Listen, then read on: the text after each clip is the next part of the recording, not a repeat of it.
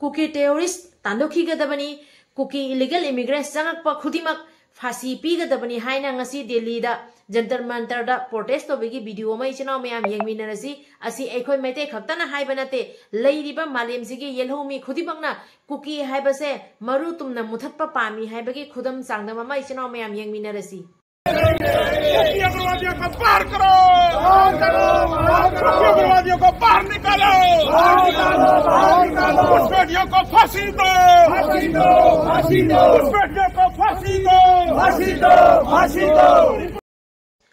Aramba Unit 40 की video अमा ngasi yengna thabirappa asigi video asana yengminarsi chinaw mayam adubu video sigi marak thatna asi aina thamjariba photo singse amutang yengbiu photo singsigi matangda wafum khatang thamjarake ahambada Aramba Unit 40 palendagi thabiraiba video asana yengminarsi chinaw mayam aduga video makhatana wafum khatang thamjarake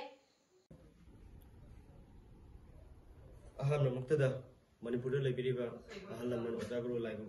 Punamako, Aramating Unit 40, Kangaki control Manipur, Kuzeriba, Konjimam, Lemba Kavana, Economic Kunjeri. Nasi Aramating Unit 40, Kangakubun, Shibidana, Nandantana, Lake River, Sangi Hosai District, Pari Mom YouTube channel, Unit Asiki the Mukta, Selgi Mating and Lopalising Tara, Mating Pambiri, Masiki the Mukta, Aramating Unit 40, Kangapagi. Sinjeraga Pari Mong YouTube channel bo thagat pondukjari haidana leba mayam mafamda thamjari Pari Mom channel sibu yengbiriba mayam puno pui kai khumnajari ichinaw mayam ngasi thamoi kairaba photo khajitang thamjarei base asigi matang da wafam khatang thamjage adubu asigi mamangda hauji Aramba Unit 40 da mateng pangjabasigi matang da wafam khatang thamjage adudi Aramba Unit 40 palendagi numit humni gi mamangda video ama thadorokpodo phangbadagi ngasi asiga mateng pangjabani adubu mateng pangibasida aikoi gi YouTuber kanbimapu haina leiba inauna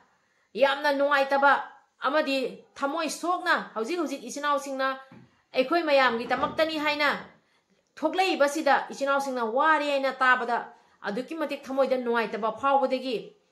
kanbimapu haiba channel siga loinana Dayanan Laishram Amadi Rojes Haiba Inau Singina Punjalaga Lupa Lishing Tara donation in a capirei Aramba Unit 40 da Palende Yobi Waina Ado Inau Sing the Zohania Tagachari Tungda Mayamgi Ataisuena Mateng Pangbangamo Oibu Aduga Inau Sinasu Kanbiumapu Haiba channel Inau Sina Mating the Yamna Pangingba Canada Pangdo no Khangdanasu Ladamba Akoi Aramba Unit 40 ga Pau Fauna Base Kamina Fauna Dono Khangdanama Ladamba Masu Ladame now the name of the Dugi Matanga from Zutamide Adubu Inaugi Taunabo Haninga and Tagachari Tungda Asum Mayamgi Hena Mateng Pangbo you Aduga Kanagumna Mateng Panging later so I number say Pijaramge is now sing Namapamona Changan Miraga Mateng Pangbiba Yagani Aduga Chanchan Bada Kodong Sadaba later di Asi number Sida Asum Mateng Pangio Pumse Simatang Tamjage Aduga Tanja Asida Kudong Saba Katangtasu Kajika Loze Hoge Donation Kapi by China Karagi Mingsu Tanjasiga Haidok Hoge Aina Manipur da Mapam Krada Changaga donation Pibagi video Tagalakataba Wali Tanjasida Ming Kajitangsu Hajaram Game Mayam Waro Bigano Aikoi Kunga by China sing the Mateng Pangbiwana Oza Tripura degi Mateng Pangvirei Ozagi Ming Hajarake Kusainela Dalai degi Akoi Jam Kumar Singna Lopa Lishing Ama donation in a Kapirei Aduga Matangasina Yamna Thamoi Sauraba, Ikai Kumnabda Matik Charaba, Hangang degi, Oja Samu, Panthoibi Lampak degi, Lopa Lishikahum, donation in a capide, Kuna Quichinao Singini Haina, Asiki among the so Ozana, Mateng Karaksu Pangvira Kare, Ozabu Haninga and Tagachari, Tungda Hena Mateng Pangmangambo Ibu, Udo Pakang Mana Chanviraga, Ataisu Hena Mangi Mateng Pangmangambo Ibu Haijage, Aduga Amuk, Matang Simu Haidok Charake, Aribam, Surendra Sarma, Bamon Lekai degi. Lupa Lishing Ama donation capire, Haninga Netana Tagachari Warepam Wanglen Lela Chanuna, Lupa Chani, donation in a capire Matangasina Asam Guati degi, Ibeman Debina, Lupa Changa, donation in a capire, Yam Tagachari Ijebu, Matangasina Yunam Chauba Singana, Lupa Lishing Ama, donation in a capire, Mayang Langjing degini Matangasina Langtaba Lep Makale Kaidegi, Leisang Tem Jitena, Lupa Chama donation in a capire Matangasina Mutum Yamini Debi Kurai top khongnang makhongdagi lupa lising ama donation oina kapirei mathang asina Lakhipur ningthem khundagi thani lei lupa lising ama donation oina kapirei haininga letana thagachari aduga makha tana mayam gi minga sum haidok charake khunga pai chinau singine na mateng pang pa khuding pu haininga letana thagat pa phongdok chari akhoi aramai chinau amadi khunga pai chinau singi matam pumda mateng pangmini se bo phom je simatang haijage aduga khunga pai chinau singna mateng pangbagi video mayam puna ke phamda soidana thamjarakani video net hangdrige video thagat pirakanu haibadegi ena adu video singdo thamjabani akoina red zone da chapani na mafam singdo net khara phangde aduna net hangbagi tungda adu video singdo haptok charake ena hojik ngaijari adudi ichinau mayam hojik arambai chinau singi aikoigi niaina yama thona phana thokleiba arambai chinau singda akoina hojik apun moina pangan oina Ichinau singi thawna hapase lepmina roisi angamba lupa mam tongusu mateng pangjali base ichinau singda akhona pangan thawna hapane bo phamse akhoi kaumina roisi aduga amuk korongan bagi mathakta ena paliba case ki matang ro phom gatang thamjage adudi pigliba angang singsi saktam je hana yengbiu central government su haijage state government su haijage loina ne NIA da su thamjage si wa phamse asigomba pigliba angang singbo kuki singna tamthina hali nupi ingang khaktana Sadagi suhena tolaba kuki sagi sajat chatlaba adugma kuki terrorist singna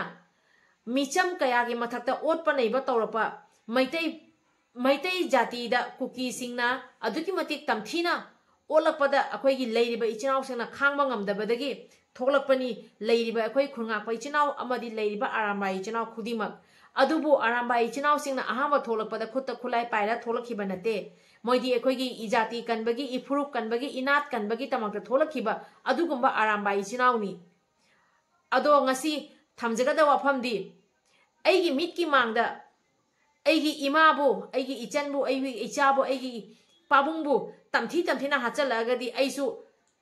khutta aphangba apaiba pairaga aisu ima kannaba aigi icha kannaba honarakani adu maina arambai chinau singna so ngasi kuki singna maitai michamgi mathakta landara aga